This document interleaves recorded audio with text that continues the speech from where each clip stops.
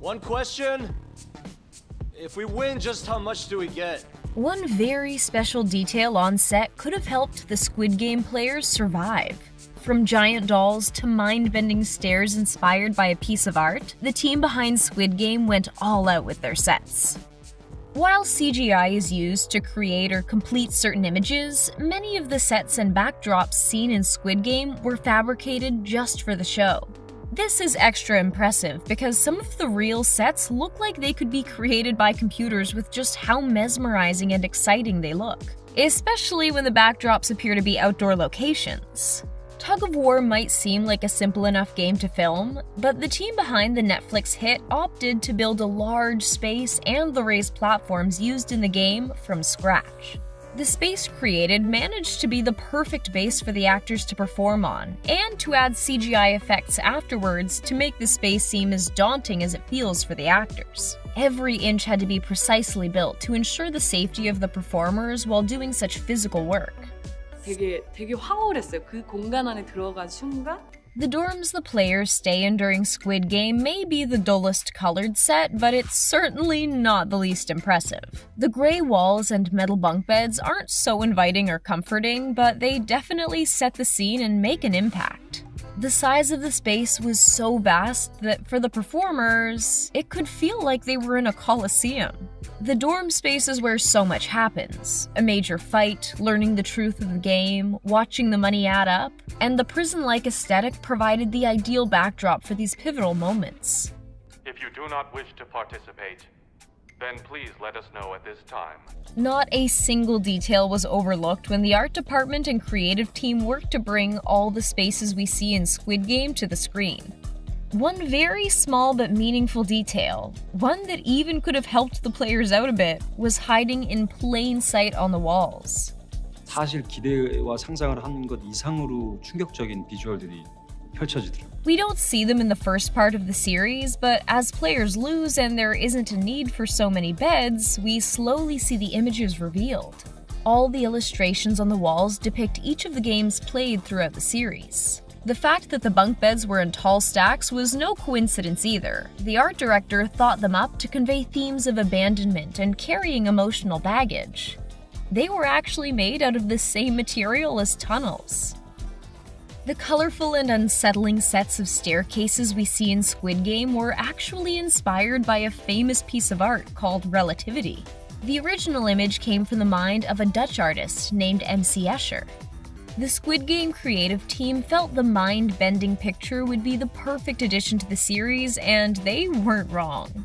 The original photo includes 7 stairways arranged in a world where gravity is different, and considering Squid Game really turns every player's life upside down whether they want it to or not, the homage paid to this classic piece of art makes a lot of sense and just adds to the genius of the show. Whoa, this place is gigantic. A part of what makes these sets so incredible is the sheer scale of them. The space of the children's playground for the Honeycomb game featured real, enormous versions of playground equipment, with a fake drawn sky background making the whole scene look like an image we'd see in a children's book. It did an incredible job at bringing us a freaky playground vibe. The large-scale equipment also helped with making the players feel like children, replicating what the environment would have looked like to them when they were young. The team definitely accomplished the formidable but also familiar and reminiscent of childhood look that director Hwang was hoping to achieve. So our options are circle, triangle, star, umbrella. We can't discuss the incredible sets without mentioning one very impactful prop. If that's what we call a creepy giant doll that had the power to take any player out that it saw moving. The red light, green light doll is a major part of the scene for the initial game and shockingly wasn't created just for the show. Yes, this terrifying giant mugunghwa doll actually existed before and was displayed for the public to see at a museum adventure village in South Korea. The doll is back in its original home since the production wrapped, so people can see this amazing piece of the Squid Game story in person. It seems like the games were tough for the doll as well, since it now is inexplicably missing one of its hands. Some cast members were actually speechless when they were on set for the first time, thrilled by the fact that they'd get to interact and perform in these incredible spaces. The actor who plays number 1 had a really intense nostalgic reaction when he was on set where the marbles game takes place. 부딪히기도 저도 했어요. 어렸을 때 해서 그 생각도 나고. All the houses and streets we see were built from the ground up. No small feat, but so worth the final, incredible product. The set had the power to transport the cast members themselves to other places, so it's no surprise they've completely captured us. For director of the series Hwang, it was important to build an authentic world so the team could more easily tell the story truthfully, meaning not a lot of CGI ended up being used. Not a corner was cut, and the Squid Game team decided to really build everything we see. Oftentimes, extremely large versions, which only added to the impressive production. One of the coolest examples of a non-CGI shot is the very first game, Red Light, Green Light, where there were actually over 400 performers on the set playing the game. Oftentimes, in scenes like these, loads of people end up being added in with CGI, but since the set itself was so enormous, they were able to accommodate a massive cast and crew. Over there. Looks really freaky. For the performers, seeing the sets for the first time blew them away and they needed to capture the magic. 첫날 아침에 이제 세트장을 들어가면은 사진 찍기 바빠요. The cast had, of course, had time with the script for a while before they arrived to film, and when reading, naturally thought up of what the sets were going to look like.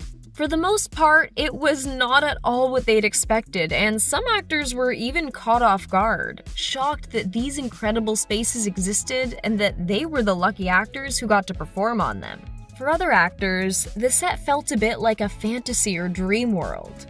The colors and childlike structures are surprising and catch audiences off guard in a fantastic way as well.